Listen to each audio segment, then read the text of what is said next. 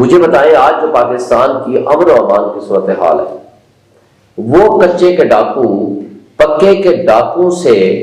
Fashion ان کے دیکھ کے وہ بھی ویسے ہو گئے ہیں جس طرح پکے کے ڈاکو ہیں۔ حالانکہ کچے کے ڈاکو کو ایک اصول ہوتا تھا کہ وہ عام طور پر منہ چھپاتے تھے، شرمندہ سے ہوتے تھے، پھرتے تھے اپنے جنگلوں میں اور اس ڈٹائی سے سامنے ہو کے نئی باتیں کرتے تھے۔ مگر جب پکے کے ڈاکو کو انہوں نے دیکھا کہ ہمارے ملک میں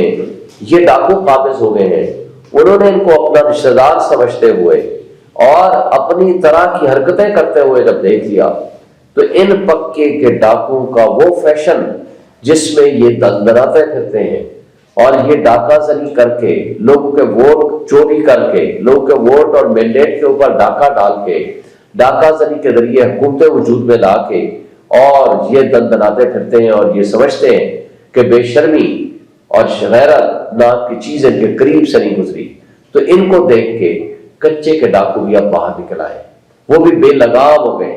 اس لیے کہ ان کو یہ سمجھ آ گئی ہے کہ پکے کے ڈاکو ان کے سپورٹر ہوں گے، پکے کے ڈاکو ان کے کیا کہتے ہیں اوپر سے گارڈین بن جائیں گے ان کے۔ تو میں یہ سمجھتا ہوں کہ یہ اس وقت جو لا اینڈ آرڈر سچویشن ہو چکی ہے، یہ موجودہ حکومت جو آپ کی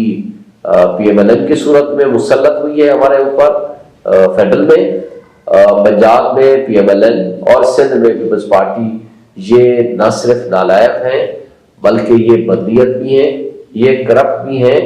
اور یہ ان ڈاکو کے ایک لحاظ سے آپ ساتھ ہی تصور کر سکتے ہیں چونکہ آج تک کوئی سیریس قسم کا ان کے خلاف ایکشن ابھی تک سامنے نہیں آیا، اس کے باوجود کہ انہوں نے پوری ریاست کو تھریٹ کر دیا ہے۔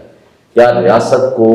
تھریٹ کرنا زیادہ بڑا جرم ہے؟ یا جیسے کل جسٹس جمال مدوخیل صاحب نے کہا کہ ایک ادارہ یا کوئی شخص یا پولیٹیکل پارٹی کوئی اگر اپنا جھنڈا لے کے یا اپنا احتجاج ریکارڈ کرانے چلی جائے تو آپ اس کو غدار ڈکلیئر کر دیتے ہو یا دہشت گرد ڈکلیئر کر دیتے ہو، اور جرم ہو رہا ہے بقول ان کے پنڈی میں، احتجاج ہو رہا ہے پنڈی میں، گواہ کہاں سے پیدا کر کے لائے؟ وہ لاہور کا۔ کمال کی بات ہے، جھوٹ کے پاؤں نہیں ہوتے۔ اور پھر یعنی جو احتجاج کرنے والے لوگ ہیں ان کو کہہ دیا گیا، انہوں نے پوچھا اچھا جی لاؤ سی سی ٹی وی فوٹیجز، جو عمران خان پچھلے ایک سال سے ایک بات مستقل ہو کہہ رہا ہے کہ جہاں جہاں سی سی ٹی وی فوٹیجز جس نے چرائی ہے وہ لائیں سامنے، اس کا مطلب ہے کہ وہ ذمہ دار ہیں جنہوں نے چرائی دی ہے۔ آج تک اسلام آباد ہائی کورٹ کی سی سی ٹی وی فوٹیج نہیں ملی، جی ایچ کیو کی سی سی ٹی وی فوٹیج نہیں ملی، اور کور کمانڈر ہاؤس کی نہیں ملی، بلکہ کل جب پوچھا گیا یہ حمزہ کیمپ کے اوپر یہ اٹیک ہوا جی 9 مئی کے اوپر، انہوں نے کہا لاؤ سی سی ٹی وی فوٹیج، انہوں نے کہا جی وہ کیمرے بھی توڑ لیے گئے۔ اچھا کیمرے توڑنے سے پہلے کی ویڈیو تو فوٹیج ہوگی نا، وہ کدھر ہے؟ کیمرہ توڑنے سے پہلے کی تو ہوگی نا، وہ کدھر ہے؟ کس کے پاس ہے؟ کیوں پیش نہیں کی گئی؟ تو یہاں سے آپ اندازہ لگاؤ۔ کل عمران خان سے ہماری بڑی ڈیٹیل ملاقات ہوئی تو انہوں نے ایک بڑی اچھی ایک بات کی، انہوں نے کہا کہ یہ اس کو کہتے ہیں، اس کو ایک اس کا نام دیا انہوں نے، یہ جو ایونٹ ہوتا ہے اس کا نام ہے بلیک سوان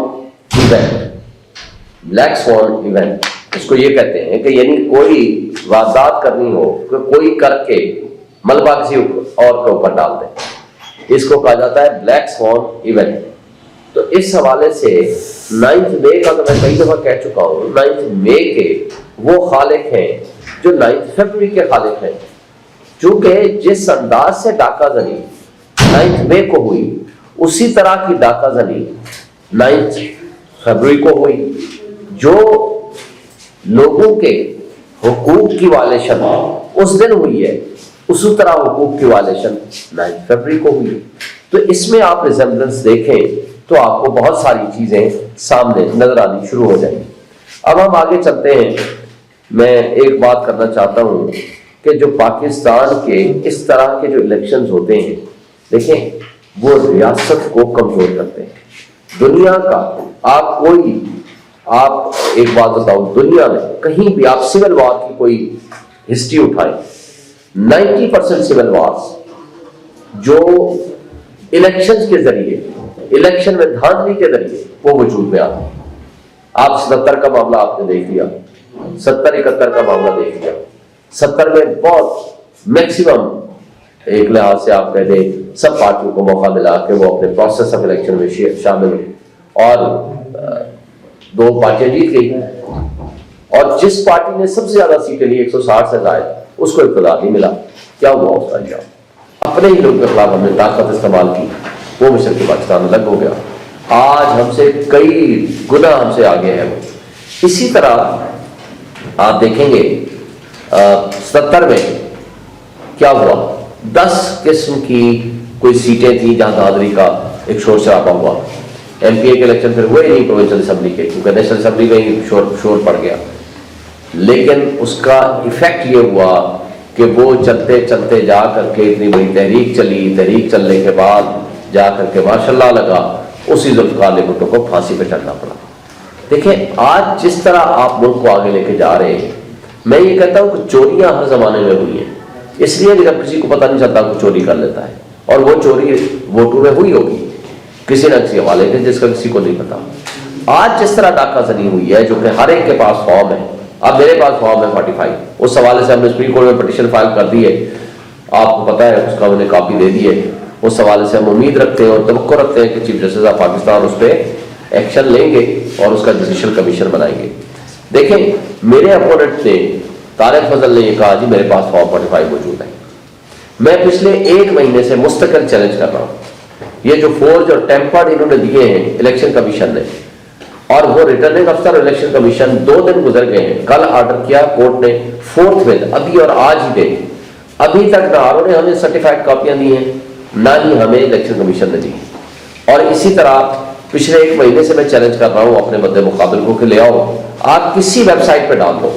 کسی کو دے دو، کسی صحافی کو دے دو، کسی یوٹیوب چینل والے کو دے دو، تاکہ وہ سامنے آ جائے، ہم اس کا کمپیریزن کر سکیں۔ وہ نہیں لا رہے، کیوں نہیں لا رہے؟ وہ سب آپ کے سامنے ہیں۔ 180 میرے جو تھے پولنگ سٹیشنز وہاں انہوں نے ٹیمپرنگ اور فراڈ کیا ہے اور نئے والے بنائے ہیں، جو بھی اس کا طریقہ کار اس کی بڑی تفصیل آ چکی ہے، اس میں جائے بغیر۔